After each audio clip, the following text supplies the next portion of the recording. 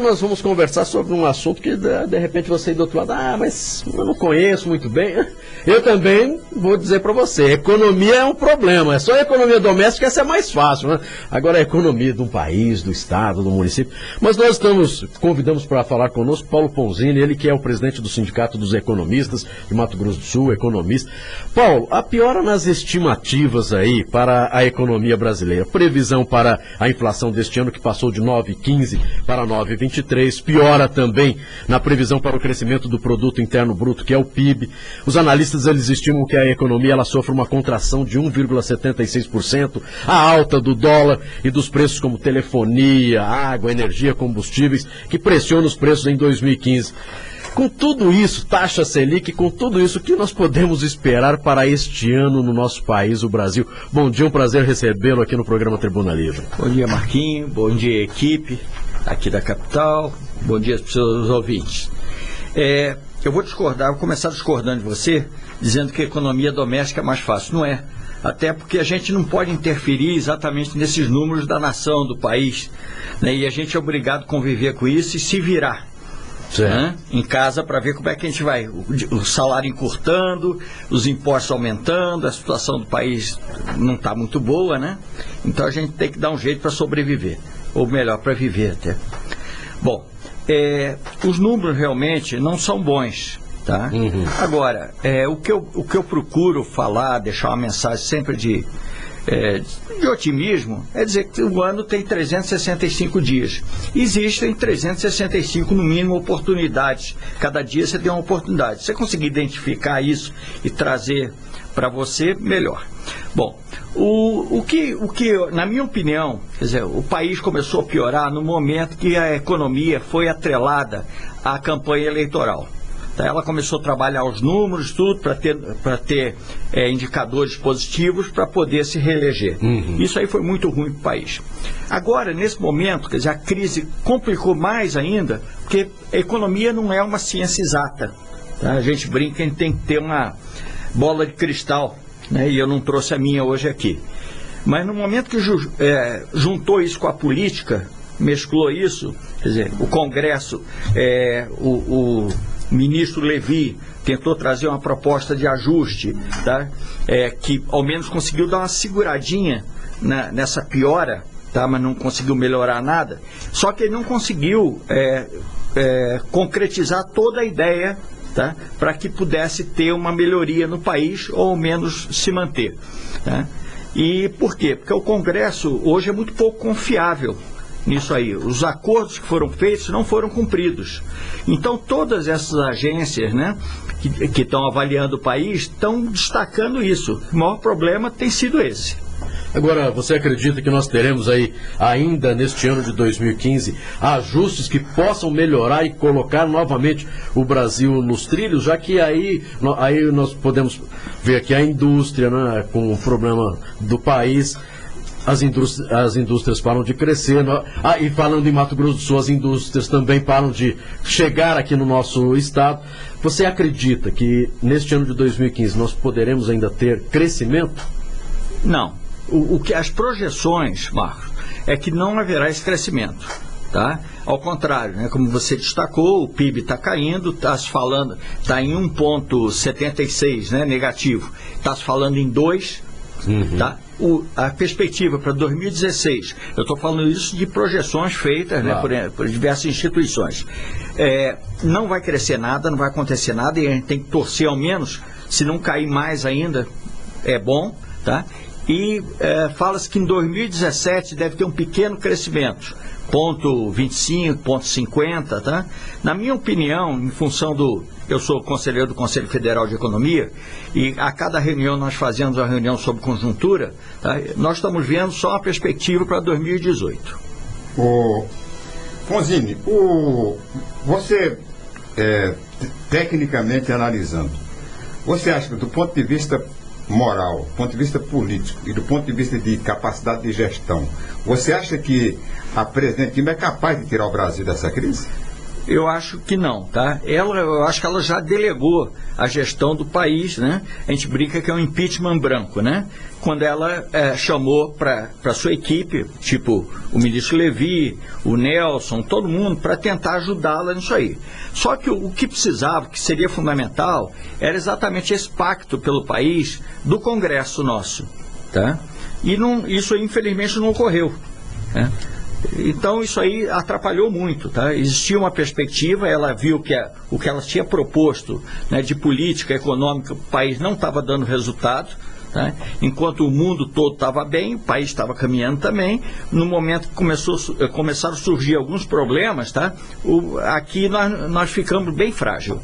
Do ponto de vista regional, Mato Grosso do Sul, você, por exemplo, como profissional mais ligado aos interesses do Estado, qual é a sua opinião sobre essa unificação do ICMS? Bom, nós dependemos muito da guerra fiscal, né? E eu não acredito no fundo, como você colocou há pouco, né? Nós já teve um primeiro engodo, um primeiro engano, que foi a Candir, né? A União tem um débito muito grande com o Estado, né? E da mesma forma eu vejo nessa parte da unificação do ICMS. Eu acho que ela tem que ocorrer, tá? E possivelmente a proposta não é que isso ocorra de imediato, né? Ela vai ocorrer ao longo do tempo até chegar a 4%. Só que nesse momento a gente precisa de ter algum diferencial, tá? Eu não sei se o ICMS só, eu falo em incentivos inteligentes, tá? Você entrar com um centro de pesquisa e inovação aqui no Estado, tá? Quer dizer, qualificando mais a mão de obra nossa, né? Você ter uma logística melhor, tá? Eu acho aquela proposta do ministro Unger muito interessante, que ele montou do Centro-Oeste, porque os problemas são muito comuns, tá? Montar essa frente, tá? Onde os problemas nossos todos vão ser resolvidos em bloco, tá? Quer dizer, dar um peso político que nós não temos hoje em nível de nação, tá? Para a gente poder levar as nossas propostas também, tá? Então, eu acho que nesse momento é prejudicial, sim, Sérgio. Com relação, por exemplo, aos impactos da crise nacional no estado de Mato Grosso do Sul. Mato Grosso do Sul é um estado produtor de commodities, né? Assim como o estado de Mato Grosso e tal. O impacto é maior ou menor aqui no estado de Mato Grosso do Sul? Você acha que o Mato Grosso do Sul consegue segurar essa onda? O fato da gente ter uma economia muito pouco diversificada, é lógico que a gente sofre muito mais. Nesse momento, por exemplo, com o aumento do dólar, tá, que para o país não é bom, mas para o pessoal do agronegócio está sendo bom nesse momento. As exportações nossas aumentaram, então a gente tem tido algumas vantagens. Mas em termos de futuro de um Estado, tudo não é bom. Tá? Nós teríamos que ter uma economia mais diversificada, tá? Para sentir menos. No momento que, se houver algum problema agora, especificamente com as exportações do país, com o dólar, com tudo, nós vamos sentir demais, porque não temos outra alternativa. Nossas alternativas são muito limitadas. Agora, Paulo, com relação vamos falar da população, ao uso do cartão de crédito nesse momento, não é? E aí, a dificuldade não é na utilização do uso do cartão de crédito, é quando chega a fatura e, puxa, não tem esse dinheiro todo para pagar, começar a parcelar cartão de crédito. Esse é um momento de realmente tomar bastante cuidado com relação a isso, não é? Com certeza.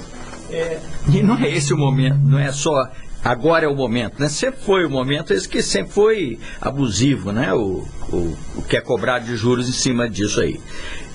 Uma das coisas, um dos maiores crimes que foi cometido nesse país, na minha opinião, foi quando o Lula fez o crédito consignado para os idosos, né? Isso foi um dos maiores crimes. Aí você vai dizer, não, a taxa privilegiada. Não. Só que o idoso está lá, o avô em casa, chega o neto, avô, eu queria tanto um celular, tudo. Ele pega, vai e toma esse dinheiro emprestado para comprar um celular, né? Só que a receita dele, o salário dele, que vem, a aposentadoria, tá? Não vem a maior por causa disso, ao contrário, ela vem menos esse valor que ele tem que pagar, tá? Aí com isso ele tem que tirar de alguém, ele não paga o supermercado, não paga a farmácia. Então isso aí criou um problema danado. Eu acho que hoje a inadimplência, acho que está em torno de 40% disso aí, em função disso aí, né? Agora, Paulo, e o desemprego, hein? acho que é uma preocupação. É. E o desemprego aumentando, nós não temos mais oferta de emprego ou pouca oferta de emprego. E essa situação, como é que fica no nosso país? Voltando àquela pergunta até do Sérgio, né, o que afeta o nosso Estado, eu falei que a economia aqui é pouco diversificada. Tá? Nós estamos bem nesse momento, ainda estamos bem dentro de um quadro de país, né? Só que com o aumento agora de 6,9, né, em junho que houve da taxa de desemprego, né, isso afeta diretamente.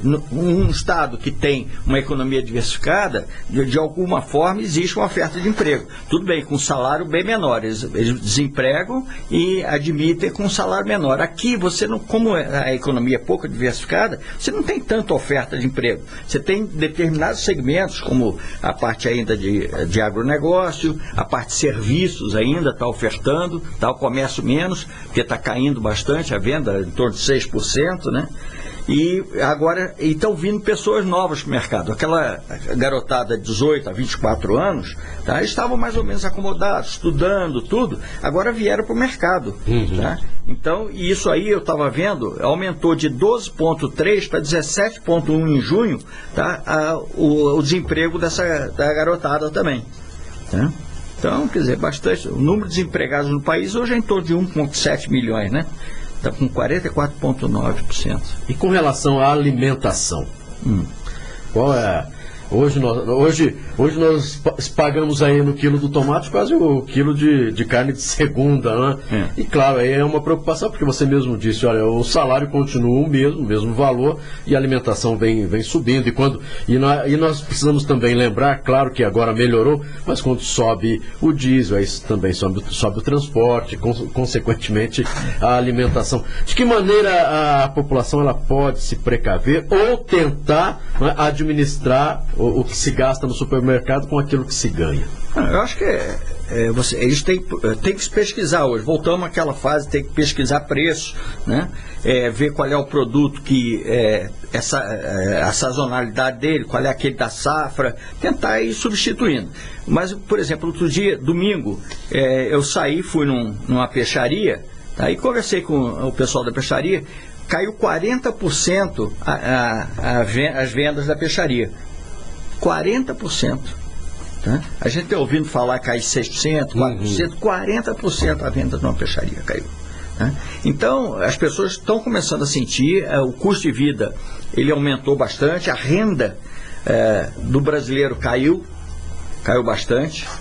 Tá? Então, está difícil você fechar essa conta no final do mês. Mas Ponzini, uma das principais causas da inflação é o desabastecimento. Me parece que não está havendo desabastecimento. Não, desabastecimento não está. Não está havendo realmente. Né? Mas que a renda nossa caiu em função desse problema todo, né, de atividade econômica ter diminuído muito. Quer dizer, as empresas estão dispensando pessoas, tá? E readmitindo com salários menores, graças a Deus ainda, quando ocorre isso, né? Mas o desabastecimento em si ainda não está havendo, não. Bom, a grande realidade é uma só, não é? Apertar os cintos. Eu acho que não tem.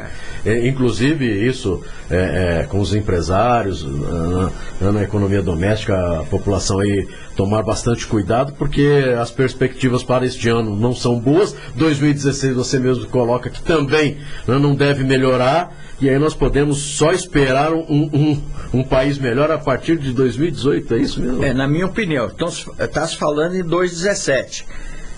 Eu gostaria de estar errado e acreditar que esse número mágico, 2017, efetivamente ocorra. E aí, falando nisso e voltando agora para Estado e municípios, então é hora do prefeitos, governadores tomar bastante cuidado, né, administrar realmente com mão de ferro, para que não tenhamos problemas futuros, já que em algumas cidades aqui do nosso estado, a prefeitura já está trabalhando meio período e outras dando férias, porque não está conseguindo aí o dinheiro suficiente, não é, para conseguir manter a prefeitura. Isso também é bastante preocupante, não é, Paulo? Demais, né? Eu acho que está se fazendo um esforço, melhorou muito a capacidade, a qualificação dos prefeitos em termos de administração, do que era anteriormente. Mas eu acho que cada vez mais está mais difícil a pessoa, o gestor, né, administrar o seu município.